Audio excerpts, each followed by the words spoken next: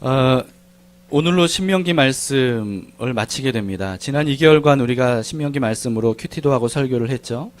여러분들이 신명기를 보시면서 어떤 마음이셨는지 모르겠는데 저는 개인적으로 신명기에 대한 이미지가 좀 달라지는 계기가 됐던 것 같습니다. 이전에는 좀 무채색 같았다면 이번 신명기서를 하나하나씩 묵상을 하면서 좀 총천연색 같은 그런 느낌을 좀 받았습니다. 오늘 본문은요, 이제 신명기 전체가 마무리되는 내용입니다. 모세가 남긴 마지막 축복의 내용들 중에 그 중에서 마지막 부분이에요. 그 이후 모세는 죽습니다. 34장에서. 그렇다고 해서 모세가 죽기 전에 마치 침대에 누워서 막 숨이 들락날락 겨우겨우 헐떡이면서 마지막 말을 남기는 어떤 유언의 모습, 이런 것과는 좀 달라요. 모세는요, 정정했습니다.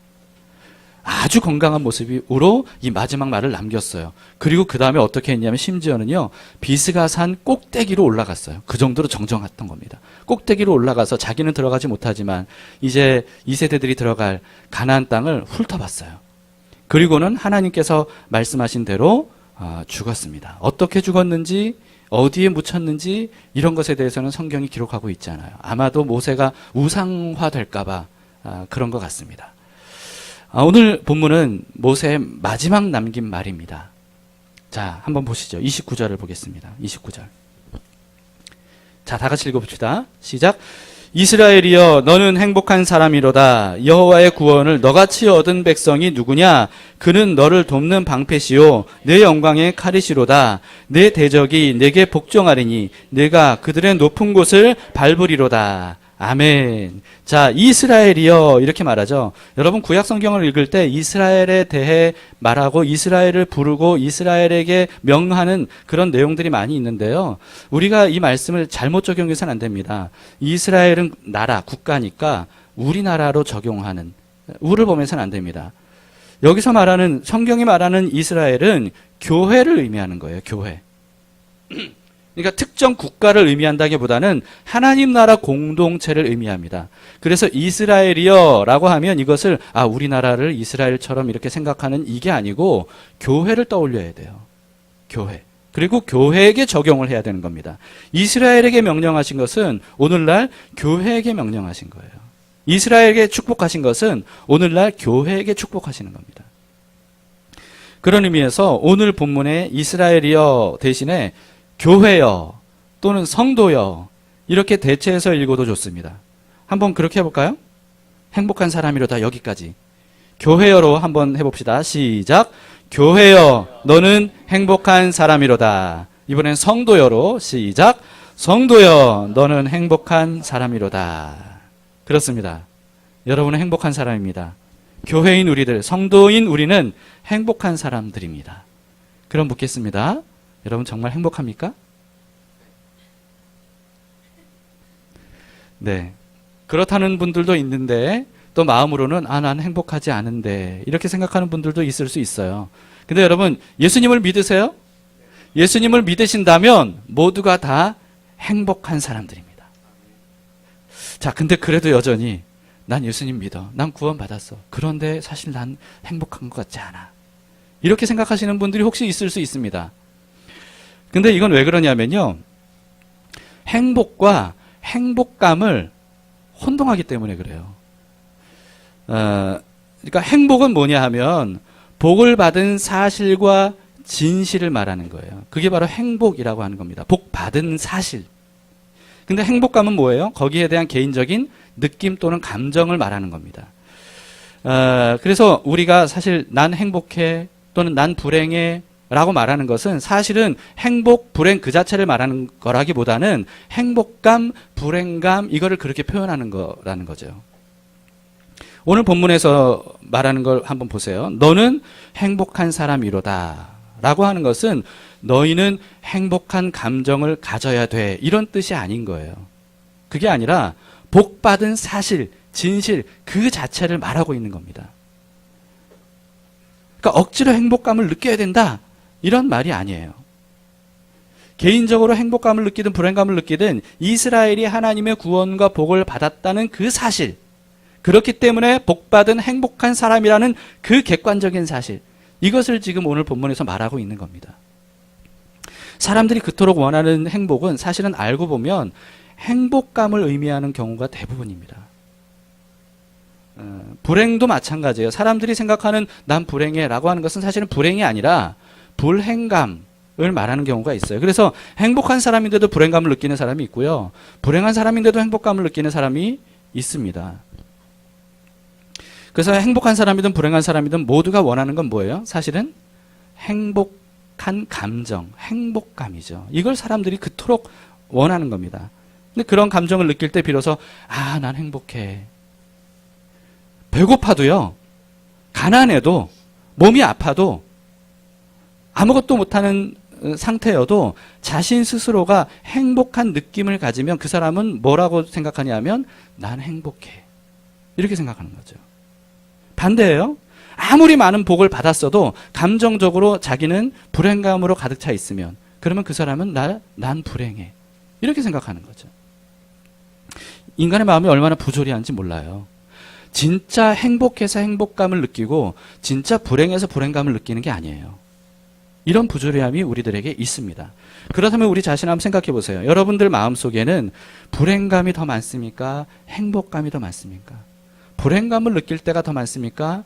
행복감을 느낄 때가 더 많습니까? 그리고 그것이 합당합니까? 하면 그걸 생각해 보라는 거죠.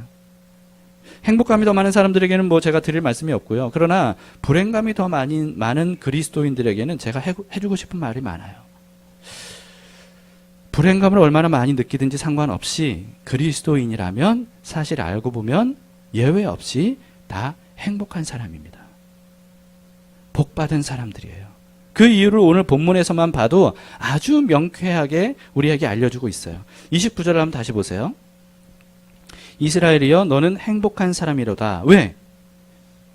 그 사실을 알려주고 있습니다. 왜? 여호와의 구원을 너같이 얻은 백성이 누구냐? 그는 너를 돕는 방패시요 내 영광의 칼이시로다. 네 대적이 내게 복종하리니 내가 그들의 높은 곳을 밟으리로다. 이렇게 말해요. 여러분 여기뿐만 아니고요. 오늘 읽은 본문 26절부터 전체를 다 보면 우리가 행복한 사람이라는 그 분명한 사실과 진실을 우리에게 알려주고 있어요. 26절부터 보세요. 26절. 여수run이여 하나님 같은 이가 없도다. 그가 너를 도우시려고 하늘을 타고 궁창에서 위엄을 나타내시는도다. 여기서 말하는 여수run은 뭐냐 하면 일종의 이스라엘을 부르는 애칭 같은 거예요. 애칭. 무슨 뜻이냐면 옳은 자, 사랑받는 자 이런 뜻이에요. 유일무이한 하나님께서 이렇게 여수run으로 불리는 이스라엘을 도우시려고 친히 강림해 주셨다는 거죠. 27절도 보세요. 영원하신 하나님이 내 처소가 되시니 그의 영원하신 팔이 내 아래에 있도다. 그가 내 앞에서 내 대적을 쫓으시며 멸하라 하시도다. 익숙한 표현이 있죠. 영원하신 팔에 안기세 주의. 아마 이 성경을 모태로 이렇게 만들어진 것 같아요. 자, 영원하신 하나님이 내 처소가 되셔요. 그 영원하신 팔이 나를 안고 계셔요. 하나님이 우리를 안고 계십니다. 마치 건장한 아빠가 어린 아기를 안고 있는 것처럼 하나님께서 우리를 그와 같이 안고 계시다는 거예요. 어느 누구도 그 팔에서 우리를 빼앗을 자가 없습니다. 그 강하고 능하신 주님께서 우리를 보호하고 계셔요. 우리를 지키고 계셔요. 우리와 함께 하셔요. 우리를 인도하고 계셔요. 우리를 먹이셔요. 이 사실을 말씀하고 있죠. 28절도 보세요. 이스라엘이 안전히 거하며 야곱의 샘은 곡식과 새 포도주의 땅에 홀로 있나니 곧 그의 하늘이 이슬을 내리는 곳에로다. 그렇습니다. 여러분 하나님께서는 자기 백성에게, 자기 자녀에게, 자기 양들에게 필요한 것들, 모든 것들을 주셔요. 그리고 주실 거예요. 그 사실을 우리에게 알려주고 있습니다. 그래서 이어서 29절에 이스라엘이여 생각해보라. 너는 행복한 사람이 아니냐. 너는 행복한 사람이다. 이렇게 말하고 있는 거죠. 여러분 성경은 느낌과 감정 중심의 기록이 아닙니다. 다시 말해서 기쁨, 만족, 행복감 이런 것들을 느끼라고 강요하는 성경 내용이 아니에요. 대신에 왜 기뻐해야 할 수 있는지, 왜 만족할 만한지, 왜 행복감을 느껴도 되는지 여기에 대한 근거가 되는 사실과 진실들을 우리에게 알려주시는 것이 바로 성경 기록입니다. 그렇기 때문에 그리스도인들은요, 심리적인 어떤 그 금방 사라지고 깨질 것 같은, 마치 늦은 가을에 떨어진 그 낙엽이 쉽게 부스러지는 것처럼 어떤 그런 쉽게 사라져버리는 얄팍한 행복감, 얄팍한 기쁨, 감정, 이런 것들을 추구하지 않아도 됩니다. 대신에 우리가 추구해야 되는 건 뭐예요? 우리가 추구해야 되는 건 뭐냐면, 우리가 정말 실제로 얼마나 놀라운 복을 받았는지 이것을 파악하고 깨닫는 거예요. 여기에 우리가 집중할 수 있어야 됩니다. 성경의 원리는 언제나 이와 같아요. 감정을 앞세우지 않습니다. 대신에 사실과 진실을 우리에게 알려주고 깨닫게 해요. 그래서 그 사실을 깨달으면, 그러면 그 깨닫는 진실로 인해서 감정이 뒤따라오는 거죠. 아, 정말 내가 행복감을 느껴도 되는 사람이구나. 내가 정말 기뻐할 만한 사람이구나. 내가 정말 만족을 가질 만한 그런 복을 받았구나. 이 감정이 그래서 뒤따라오게 되는 거예요. 이게 바로 성경이 말하는 겁니다. 제가 굉장히 많이 얘기했던 것 중에 바로 사랑이죠, 사랑. 성경은 사랑의 감정을 우리에게 강요하지 않아요. 대신에 뭐라고 말하죠? 사랑하라. 왜 사랑해야 되는지 아느냐? 이러해야 하기 때문에 사랑할 만하다. 사랑해야 할 이유가 충분하다. 이걸 알려주고 있어요. 그렇기 때문에 너희는 감정이 어떻든지 간에 사랑하라. 이렇게 말씀하고 있습니다. 그래서 이 말씀을 깨달으면서, 아, 정말 사랑해야 될 이유가 충분하구나. 내가 먼저 받은 사랑이 너무나도 놀랍고 크구나. 내가 사랑할 때 이런 결과가 우리에게 주어지는구나. 이 사실을 하나님 말씀을 따라 깨닫고 사랑하기로 결심하고 말씀하신 대로 사랑을 실천하면, 그러면 어떻게 됩니까? 사랑하는 감정이 생기는 거예요. 가슴속 깊은 곳에서부터 생기는 겁니다. 그게 언제 생긴다고요? 사랑해야 된다는 사실, 진실, 명령 앞에 순종할 때. 그때 사랑하는 감정이 생기는 겁니다. 근데 많은 사람들이 어떻게 생각해요? 나는 저 사람 사랑하는 마음이 없어. 사랑할 감정이 없어. 그러니까 사랑할 수 없어. 이렇게 생각해요. 여러분, 그러면 끝까지 그 사람 사랑 못하는 거예요. 끝까지 사랑하는 감정이 생길 때까지 기다리면 결코 그 감정이 끝까지 안 생길 수가 있습니다.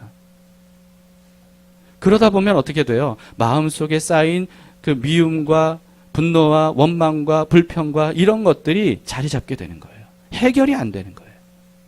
사랑하는 감정으로, 사랑하는 관계로 회복될 수가 없는 거죠. 그러나 하나님께서 그럼에도 불구하고 미움이 있어도 사랑해라. 왜냐하면 사랑할 이유가 충분하다. 여기에 순종하면 비로소 얼음장 같았던 내 마음이 사랑으로 녹고 새순이 돋아나서 결국은 무럭무럭 자라서 아름다운 열매를 맺듯이, 그렇게 우리 안에 사랑이 풍성하게 맺혀지고 관계가 회복이 되고 정말 내 주변에 사랑하는 사람들이 점점 더 많아지는 이런 삶이 된다는 거예요. 기쁨도 마찬가지입니다. 여러분, 성경에서 기쁨 하면 가장 먼저 떠오르는 성경 구절이 뭐예요? 항상 기뻐하라죠. 이 항상 기뻐하라를 너무 부담스러워하는 사람들이 많아요. 항상 기뻐하래. 막 부담이 되는 거예요. 당황해요. 심지어는 부당하다고까지 느껴요. 아니, 어떻게 항상 기뻐하라고 말씀하시지? 이거 불가능한데. 왜냐하면 이걸 오해하니까 그래요. 항상 기뻐하는 감정을 느끼라. 이렇게 우리는 생각해요. 그런 의미가 아닙니다. 항상 기뻐하는 감정을 느끼라고 한다고 해서 그게 느껴져요? 아니거든요. 근데 성경에서는 뭘 얘기하냐면요. 기뻐해야 될 이유를 우리에게 알려주고 있는 거예요. 왜 항상 기뻐할 만한지 그 사실, 그 진실을 우리에게 알려주고 있는 겁니다. 기뻐할 만하지 않느냐? 얼마든지 기뻐할 만하다. 그러니까 기뻐하라 라고 하는 거예요. 이런 말씀들을 우리가 좀 눈여겨볼 필요가 있죠. 그래서 기뻐할 이유가 나에게도 충분한가? 성경이 기록하는 기뻐할 만한 근거와 그 사실과 진실들이 나에게도 해당이 되는가? 그걸 면밀히 생각해 볼 필요가 있어요. 나도 기뻐할 만하구나. 기뻐하는 거죠. 기뻐하기로 결심하는 거죠. 나 기뻐하리라고 하는 찬양 가사 중에 이런 내용이 있습니다. 느끼는 감정과 상관없이 내 마음 기뻐하기로 결심을 했네. 이게 좀 생소하잖아요. 기뻐하기로 결심한다고 하는 게 되나요? 된다는 거예요. 우리에게는 이런 결심이 필요합니다. 왜냐하면 하나님으로 인해 기뻐할 만한 조건들이 이미 우리에게 충분히 주어졌어요. 그래서 내가 이제부터는 불평 원망하지 않기로 선택하고 기뻐하기로 선택하면, 그러면 실제로 기뻐하는 감정이 뒤따라온다는 거예요. 이것이 바로 성경의 원리입니다. 그러나 기뻐할 마음이 생길 때까지 기다리고, 감정이 생길 때까지 기다리고, 내 마음속에 자리 잡은 원망, 불평 이런 것들을 그냥 그대로 내버려 두면, 그러면 이 사람에게는 기쁨이 회복될 수가 없는 겁니다.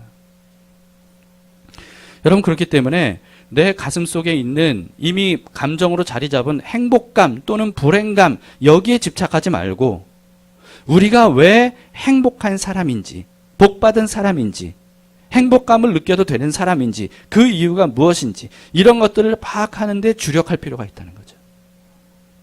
그러면 행복한 감정은 자연스럽게 뒤따라와요. 아, 내가 이렇게 복받은 사람이었구나. 내가 이런 놀라운 은혜를 받은 사람이구나. 라고 하는 거죠. 한번 생각해 보세요, 여러분. 우리가 구원받았잖아요. 하나님이 아들, 독생자를 대신해서 주심으로써 죄에서 우리를 구원하시고 우리를 대신 아들 삼아주신 그 사랑을 우리가 받았잖아요. 이런 복을 받았잖아요. 이런 복을 받은 그리스도인들이 아니면 누가 행복감을 느껴야 된다는 거예요? 누가 기뻐할 수 있다는 거예요? 누가 감사할 수 있다는 거예요? 이걸 깨달아야 된다는 거죠. 반면에 여러분, 행복을 느끼지 못하기 때문에 불행한 사람이라고 생각하는 것은 감정을 앞세우는 거예요. 거기서 빠져나오지 못하면 아무리 많은 복을 받은 사람도 불행감으로 인생을 살게 됩니다. 근데 알고 보면 이 사람이 진짜 불행한 사람이에요. 아무리 많은 복을 줘도 불행감의 늪에서 빠져나오지 못한 사람. 이런 사람이 진짜 불행한 사람이죠. 여러분, KT 데이비스 기억하십니까? KT 데이비스. 반가운 이름이에요. 3년 전쯤에 필독도서로 우리가 읽었던 책 중에 엄마라고 불러도 돼요? 라고 하는 책, 그 주인공입니다. KT 데이비스. 그때 우리가 읽을 때 봤던 것처럼 20살 갓 넘은 아주 여리여리한 청년 자매가 어린 나이인데도 불구하고 자신의 편안하고 안전한 삶, 왜냐하면 꽤 부유한 가정이었거든요. 근데 이 모든 삶을 다 버리고 우간다 오지로 가요. 거기서 굉장히 힘들게 살아가는 불쌍한 흑인 아이들을 수두룩하게 입양합니다. 결혼도 안 한 이 자매가 결혼하기 전에 이미 수많은 아이들의 엄마가 돼요. 이 아이들을 정말 지극정성으로 키워요. 그 책에 화보들이 있잖아요. 그 화보들을 보면요, 얼마나 감동적인지 몰라요. 사진 한 컷 한 컷 보는 것만으로도. 왜냐하면 얼굴에서 빛이 나요. KT도 그렇고, 그리고 그 입양한 아이들도 그렇고요. 너무너무 감동적인 책이었고, 이 책을 읽으면서 굉장히 우리가 참 많은 감동들을 나눴던 기억이 납니다. 근데 그 이후 6년간의 이야기를 담은 책이 최근에 출간이 됐어요. 그래도 소망이라고 하는 제목입니다. 이 책을 제가 발견하고 너무 반가워서요, 바로 구입을 했어요. 앞부분을 읽었는데 KT 특유의 그 밝은 에너지가 느껴져요. 그런데 1장부터 KT의 가슴 아픈 사연이 나옵니다.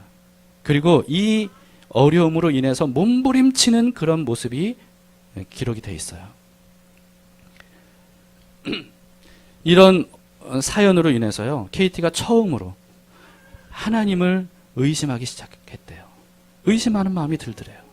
이 자세한 내용은요, 여러분들이 직접 책을 읽어보셨으면 좋겠고, 아마도 제가 이제 앞부분을 읽어봐서 잘 모르겠지만 아마도 8월에 추천 도서가 되지 않을까 하는 생각이 듭니다. 그때 여러분들 꼭 읽어보시기 바랍니다. KT는요, 이 힘든 상황을 이겨내기 위해서 어떻게 표현하냐면 야곱처럼 하나님과 씨름했다. 이렇게 말합니다. 야곱처럼 하나님과 처절하게 씨름했대요. 네, 씨름했다는 게 뭐냐면 하나님 앞에서 막 그냥 기도하는 거예요.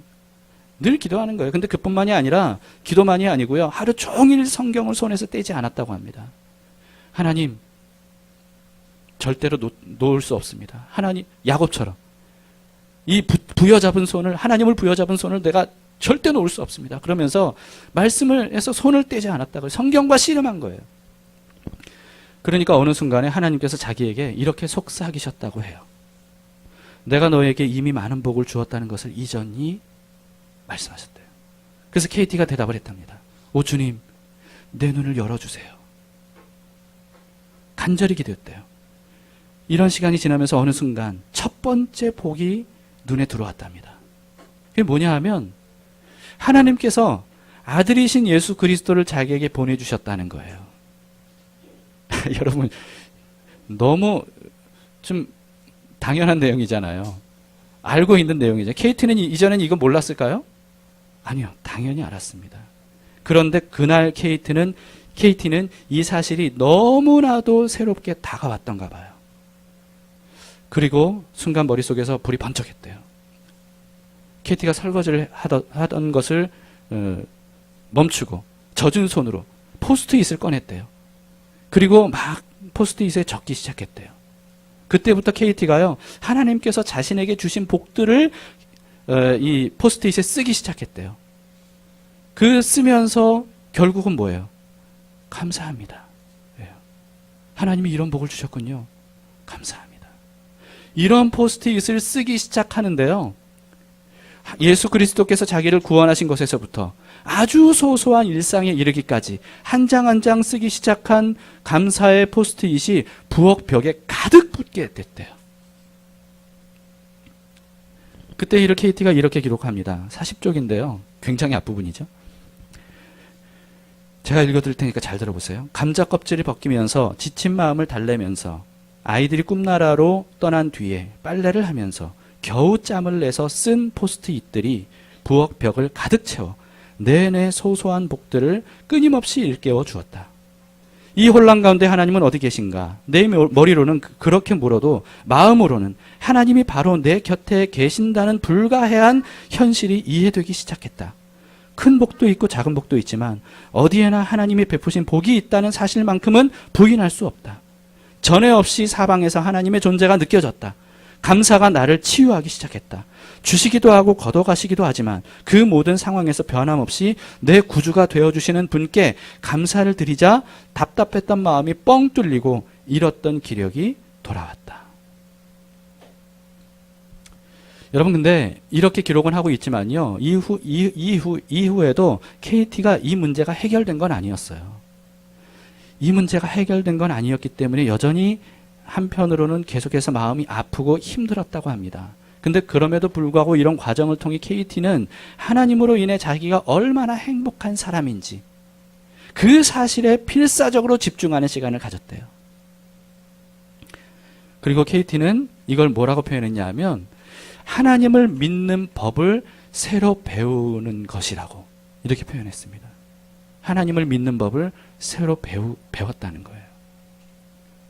여러분, 우리도 삶을 살다 보면 이런 어려움, 불행감, 아픔, 상처, 소외감, 상실감, 불만, 원망 이런 것들을 느낄 때가 있잖아요. 이런 감정에 휩싸일 때가 있잖아요. 그리스도인이라고 해서 이런 것에 자유로운가요? 아니요, 그렇지도 않아요. 구원받은 그리스도인임에도 불구하고 분명히 행복한, 다시 말해서 복을 받은 사람임에도 불구하고 이런 감정들이 우리를 사로잡을 때가 있습니다. 그럴 때 우리는 잘못을 범할 때가 많아요. 이런 느낌과 감정을 느낀다는 것은 그 자체가 잘못된 건 아니에요. 그런데 이런 감정이 우리 안에 찾아올 때 우리가 잘못된 선택을 하는 경향이 있어요. 그건 뭐냐 하면 자기가 느끼는 이런 불행감, 이런 불행감이 얼마나 합당한지에 대해서 생각하게 됩니다. 이게 거의 자동적인 것 같아요. 저만 그런 건가요? 여러분들은 그렇지 않은가요? 뭐냐 하면 내가 지금 이런 화가 나는데 이런 화가 나는 건 내가 합당해. 왜냐하면 누가 나에게 억울한 말을 했잖아. 나에게 상처를 줬잖아. 이런 거죠. 내가 이런 불행감을 느끼는 건 합당해. 왜냐하면 나는 지금 이런 상황에 처했잖아. 이런 문제가 날 찾아왔잖아. 이건 내가 원한 게 아니었어. 그런데 이런 일들이 나에게 왔어. 그러니까 난 이런 불행감을 느끼는 게 합당해. 이런 외로움, 이런 우울감, 이런 걸 느끼는 건 합당해. 왜냐하면 나는 지금 그런 상황이니까.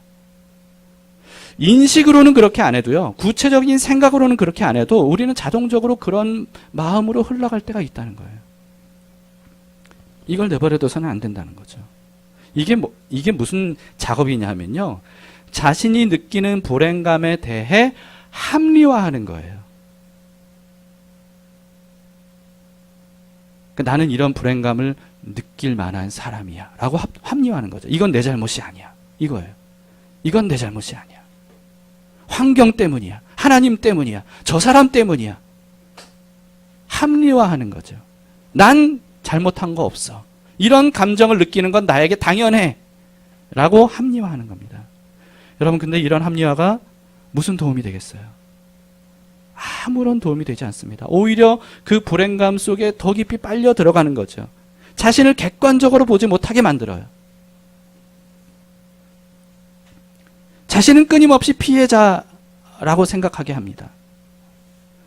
이 불행감에 빠져나오지 못하게 되는 거죠. 여러분, 이런 불행한 감정이 생길 때, 불행한 생각이 생길 때 결코 흘러가는 대로 내버려둬서는 안 됩니다. 생각은 반드시 믿음으로 통제해야 돼요. 왜냐하면 우리는 근본적으로 죄성을 가지고 있는 사람들이기 때문에 우리의 생각과 감정을 그대로 흘러가는 대로 내버려 두면 죄 쪽으로 가게 돼 있어요. 이것을 믿음으로 우리가 통제해야 되는 거죠. 이런 감정에 내가 휩싸이지 않기로 선택하는 거예요. 내가 이런 합리화를 통해서 나를 부정적인 방향으로 흘러가지 않도록 선택해야 되는 거예요. 통제해야 되는 거예요. 이건 하나님이 나에게 주신 생각이 아니야 라고 차단해야 돼요. 그리고 올바른 방향으로 생각의 흐름을 바꿔야 되죠. 실제로 정신을 차리고 자신이 정말 불행한 사람인지 아니면 행복한 사람인지 하나님 앞에서 하나씩 하나씩 발견해 나아가야 됩니다. 이거는 그리스도인이라면 누구나 언제나 늘 행복감을 느껴야 된다, 이런 뜻이 아니에요. 그런 뜻이 아니라 얼마나 복을 받은 사람인지 그 진실을 깨달아야 된다는 거예요. 다음 달 필독도서가 평생감사 실천편이죠. 이 책은 우리가 얼마나 복받은 사람인지 행복한 사람인지를 깨우치는 데 많은 도움이 될 겁니다. 이 책은 총 21장으로 되어 있어요. 21장. 왜 21장일까요? 하루에 한 장씩 21일 동안 읽으라고 21장으로 되어 있는 거예요. 근데 왜 하필이면 21일일까요? 왜냐하면요, 21일의 법칙 때문입니다. 무슨 뜻이냐면 심리학적으로 새로운 습관을 들이려면 최소 21일 동안 반복해야 된다는 거예요. 그래야만 새로운 습관이 나에게 들어온다는 거죠. 최소예요. 영국의 런던대 필리파 렐리 교수님이라고 하는 분이 있는데 그 팀이 이런 연구 결과를 발표했다고 합니다.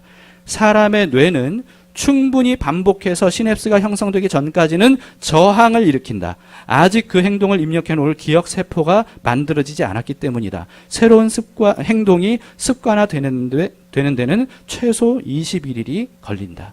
무슨 뜻이냐면 21일 동안 새로운 습관을 들이기 위해 반복해서 연습하고 훈련해야 비로소 기억세포가 만들어진다는 거예요.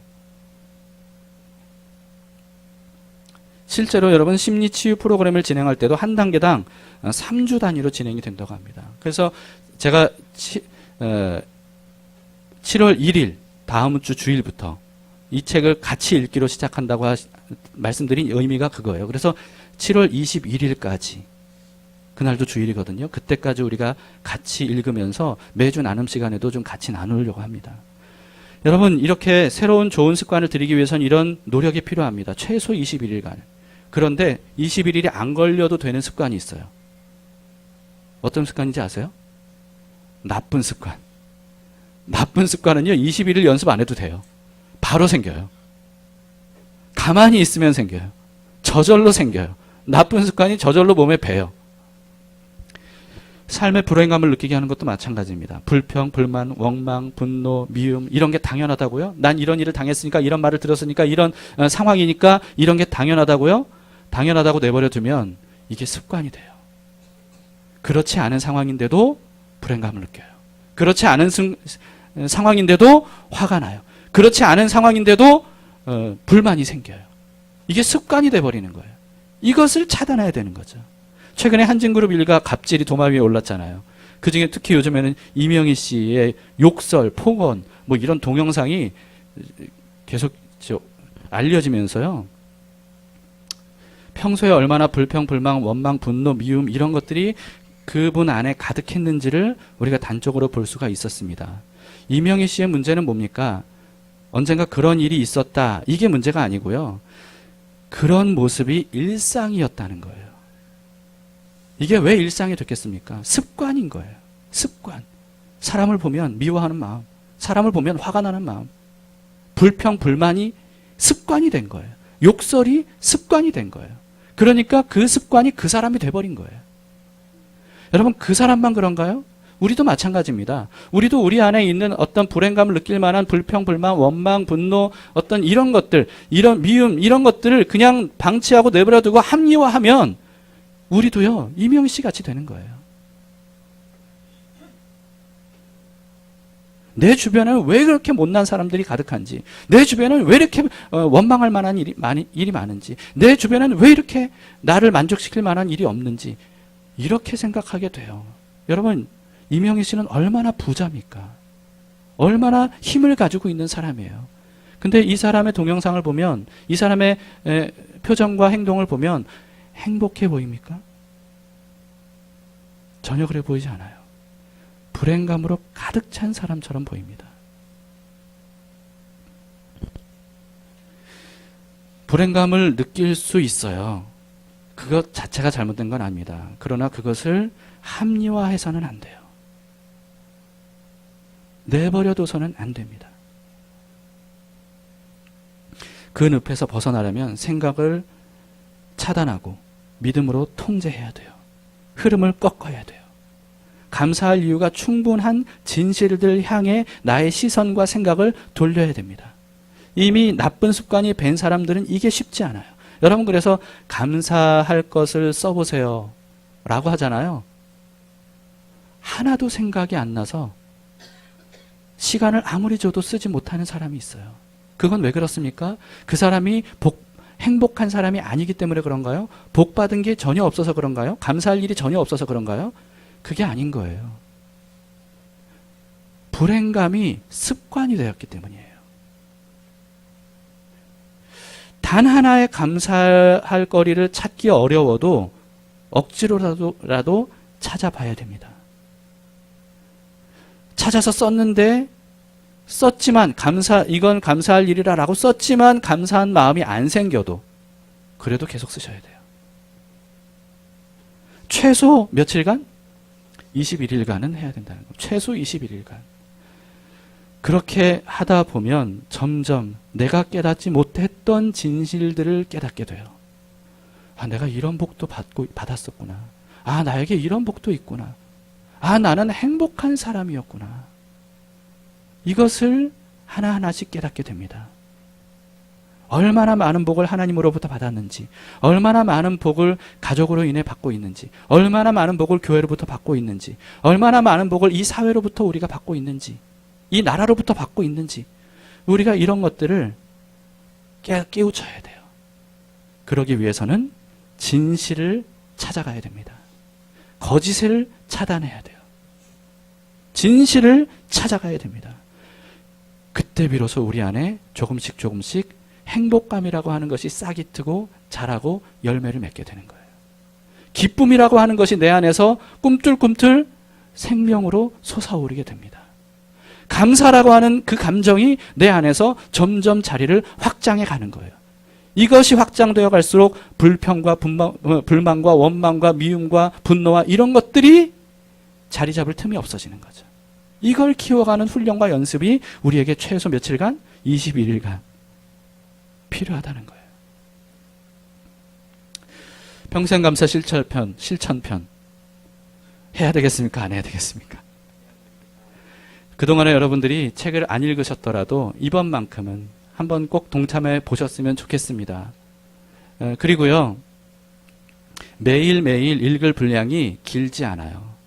그 얇은 책이 21일로 나뉘어져 있으니까 빨리 읽으면 5분이면 끝나요.